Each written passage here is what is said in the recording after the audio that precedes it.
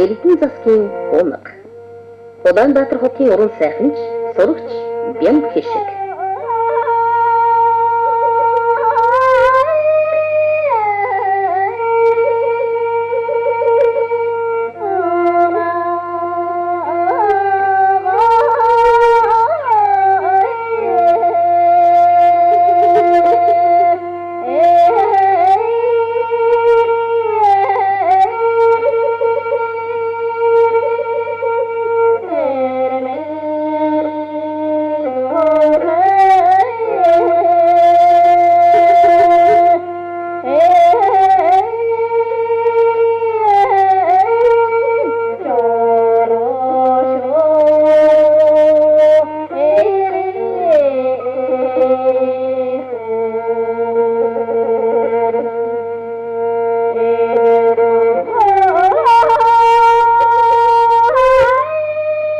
Ардын язгуурлагийн анх дугаар их наадамд уртын дууг Ахмад үеийнхэн дуулж байсан бол энэ наадамд хүүхэд залуучууд дуулж хуурдан оролцож байгаа нь ардын язгуурлагийн энэ төрлийг өвлөн уламжлах явдал амжилттай өрнөж байгааг харуулсан.